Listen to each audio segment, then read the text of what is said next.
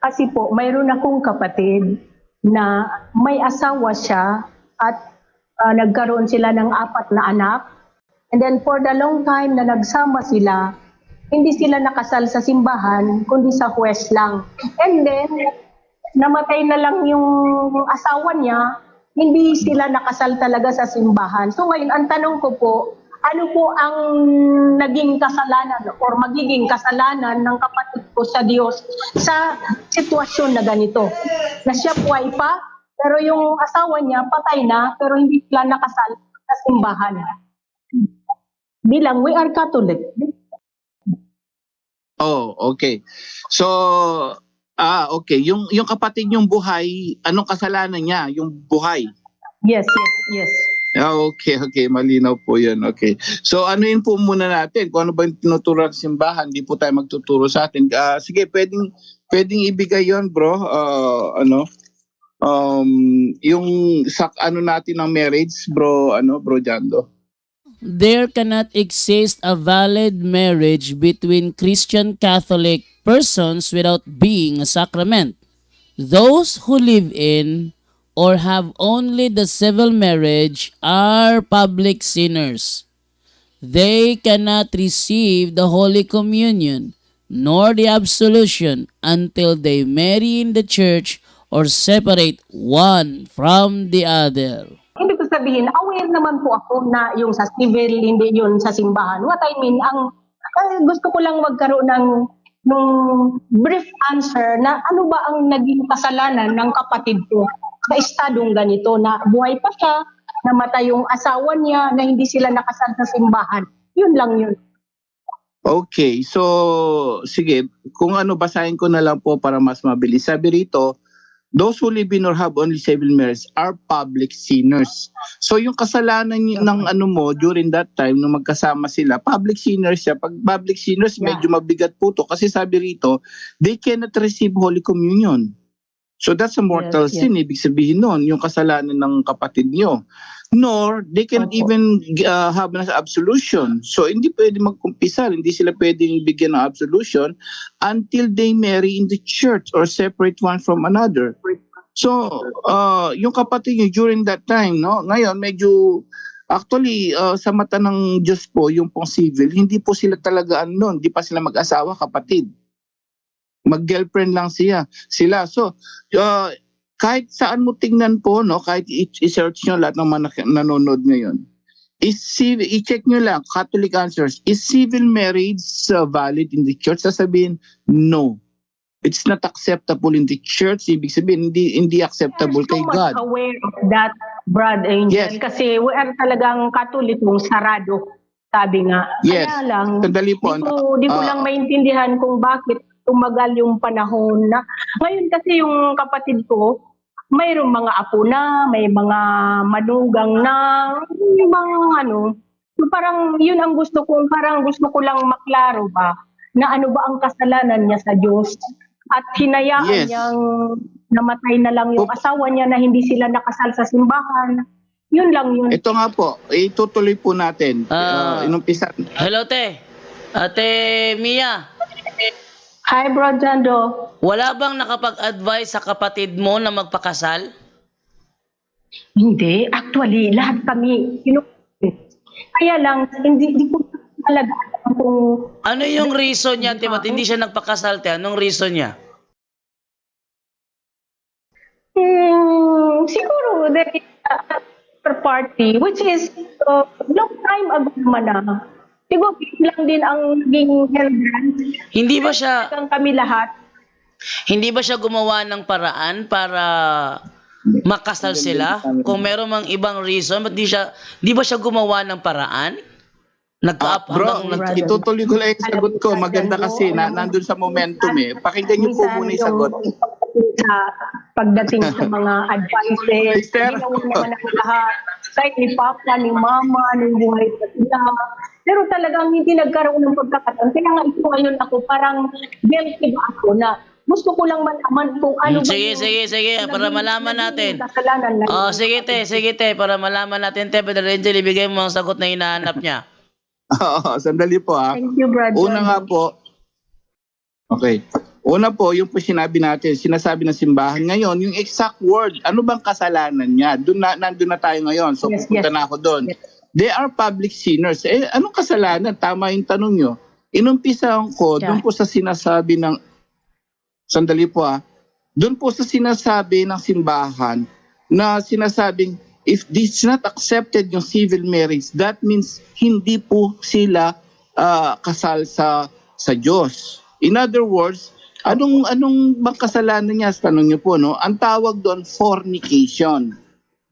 What is fornication? Doon papasok po yung mismong exact word na gusto niyong malaman. Ano ba yung kasalanan nilang mismo mortals during that time? Lalo na kung pagdating doon sa ganun sila sitwasyon, tapos katoliko siya. Ang daming kasalanan nun. Una, fornication. CCC 2353 nga po, bro Aljan.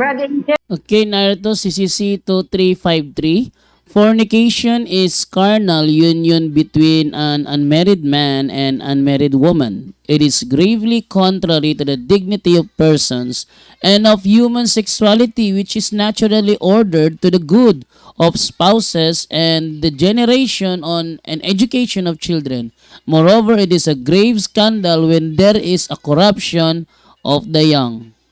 Brad Angel, Opo. ikat ko muna po kayo, kasi aware naman ako sa ganyan. Ang gusto ko lang ganito, halimbawa, kasi ipagpalagay na natin na sa present situation, patay na yung asawa niya. What if yung kapatid ko ba, pag nag-general confession, na i-confess niya yon na gano'n ang asawa niya, namatay hanggang di man lang sila nakasal? Sandali po, pupunta po tayo doon. Kaya nga po, sandali lang po. No? Pinapaliwanag lang natin mabuti. Yung po yung, kasi tanong nyo, ano ba yung kasalanan niya? Ngayon, patapusin nyo po muna ang sandali ko. Pinapaliwanag natin yung kasalanan niya. Yung ending niyan. Ang ibig sabihin, ang pinaka, Yes. kasi alam ko marami Kung pa po ang tanong nyo, ano pa ba yung pwede niyang gawin? Kaya doon papasok yung dahil patay. So, pag yung kapatid ko ba, nag-general confession, i-confess niya sa lahat yung mga ganyan na namatay yung asawa niya, na hindi sila kasal sa simbahan, mapapatawad ba siya? Teka. Wait lang, ha? Wait lang, ha? Okay. Sino ang mag-general confession? Sino? Si sister ko. Na parang ibig ko sabihin niya, i-confess niya sa pari. Yung lahat ng mga kasalanan niya, general nga eh. Tapos, Sister, hindi, sandali bro. Ang tanong niya kasi kanina, ang tanong ko ngayon, mapapatawad anong pa ba siya kasalanan sa niya muna? kasalanan niya? Hindi naman siya nagtatanong kung mapapatawad. Wala pa tayo dun eh. Nagtanong muna, ano ba ang kasalanan niya? Tama po ba? So, yun muna yung sinasagot natin. Ano ba yung kasalanan niya? Kaya sabi ko, fornication, CCC 2353. Sacrilege, kung sila po ay nagpo-communion during that time. Ngayon, ito po nga yung huli. Makinig po muna, sister, no? Pwede ba siya mapatawad? Yes. Pagka magkaroon siya ng general confession. Kaya nga, dinidetalye lang natin uti-uti para kung ano ba ang naging kasalanan niya at ano yung pwedeng gawin niya. So, malinaw po yung sagot. Ano yung naging kasalanan wait lang, nila? Brother Angel, wait lang. Okay, yun lang po yung ano natin, no? Unang-una kasi tanong niya, anong kasalanan ng kapatid ko? Sabi niya, pinaliwanag natin, una simbahan, sabi niya public sinners po kayo siya. Tapos, anong kasalanan niya? In specific, specify natin, 2353, fornication. Tapos, sa 2120, sacrilege, kapag sila ay kapag sila ay nagsusubo ng osya na hindi kasal sa pari, so civil. So, yun po yung sagot natin, no? Yun yung mga kasalanan nila. Unang tanong niyo po kasi yun. And then tanong niyo uli, ano ba, pwede ba siyang mag-general confession? Sagot uli, yes. So, pwede naman po ang pinakamagandang nangyari diyan, siya buhay pa, may chance pa po siya magsisi, magbalik loob, may chance pa po siya magkumpisal, general confession. Lahat po ng ginawa niyang fornication, sacrilege, pero pa yung ibang 7 deadly sin, pag-aralan niya, ano pa ba yung kasalanan niya.